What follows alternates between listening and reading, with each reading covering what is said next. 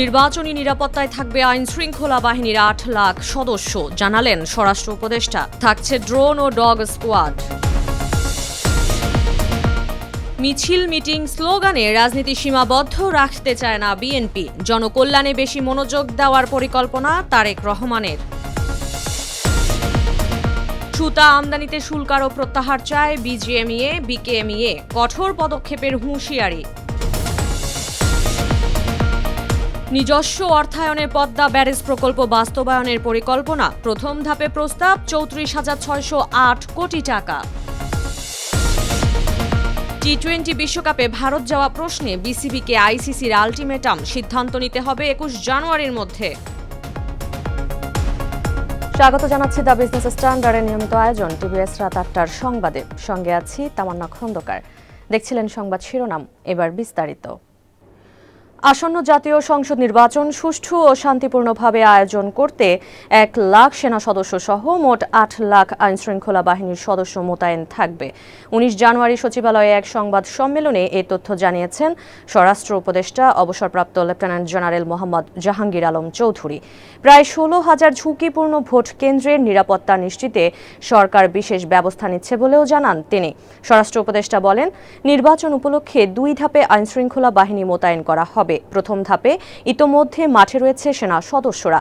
দ্বিতীয় ধাপে আগামী ২ থেকে ১৪ ফেব্রুয়ারি মোতায়েন করা হবে সেনাবাহিনী। সশস্ত্র বাহিনীর সহায়তায় নির্বাচন সুষ্ঠুভাবে সম্পন্ন করাই সরকারের লক্ষ্য উল্লেখ করে স্বরাষ্ট্র উপদেষ্টা আরও জানান, নির্বাচনী নিরাপত্তা জোরদারে দেশজুড়ে ৪১৮টি ড্রোন ও ডগ স্কোয়াড ব্যবহার করবে আইনশৃঙ্খলা বাহিনী।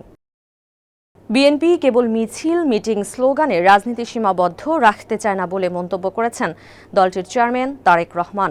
তিনি বলেছেন, জনবান্ধব, জনকল্যাণমূলক কাজে আরও বেশি মনোযোগ দেওয়ার পরিকল্পনা রয়েছে বিএনপির। ১৯ জানুয়ারি যশোরে বিরল রোগে আক্রান্ত শিশু আফিয়ার পরিবারের সঙ্গে ভার্চুয়ালি সাক্ষাৎ করেন তারেক রহমান। এ সময় আফিয়া ও তার মায়ের জন্য বিএনপির পক্ষ থেকে তৈরি করা নতুন ঘর হস্তান্তর করা হয়। পরে তারেক রহমান উপস্থিত নেতাকর্মীদের উদ্দেশ্যে বলেন, বিএনপি রাজনীতি করতে চায় মানুষের উপকারের জন্য। একদল আরেক দলকে দোষারোপ করলে মানুষের পেট ভরে না। এ সময় ক্ষমতা এলে অসহায় মানুষের জন্য ফ্যামিলি কার্ড ও কৃষি কার্ড দেওয়ার কথাও বলেন তিনি। তৈরি পোশাক শিল্পের মূল কাঁচামাল সুতা বা ইয়ার্ন আমদানিতে নতুন করে প্রায় ৩৭% শুল্ক আরোপের সিদ্ধান্ত নেওয়া হয়েছে। এই সিদ্ধান্ত প্রত্যাহার না হলে শিল্পের অস্তিত্ব রক্ষায় কঠোর পদক্ষেপ নেওয়ার হুঁশিয়ারি দিয়েছেন পোশাক রপ্তানিকারকরা।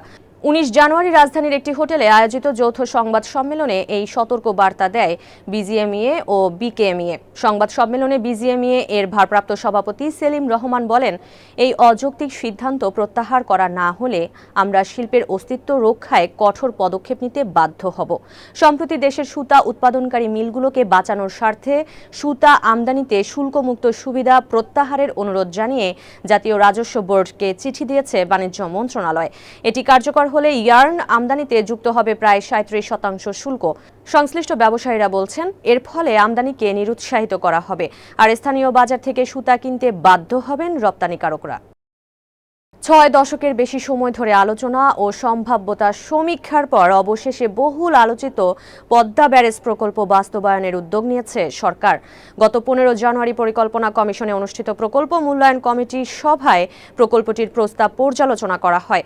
সভায় সভাপতিত্ব করেন কৃষি, পানি সম্পদ ও পল্লী প্রতিষ্ঠান বিভাগ সংক্রান্ত পরিকল্পনা কমিশনের সদস্য মুস্তাফিজুর রহমান।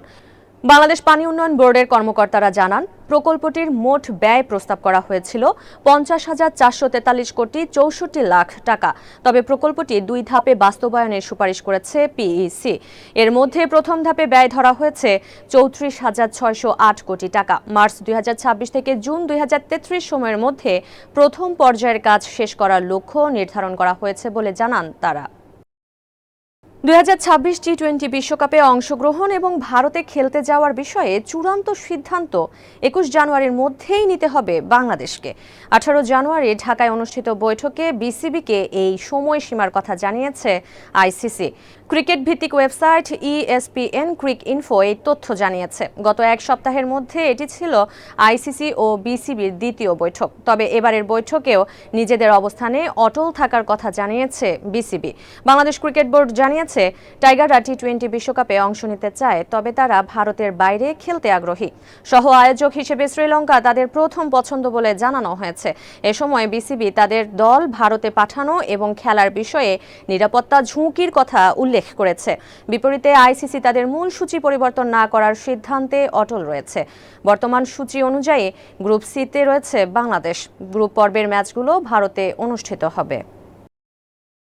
দর্শক, এই ছিল টিভিএস রাত ৮টার সংবাদে। এতক্ষণ সাথে থাকার জন্য ধন্যবাদ সবাইকে।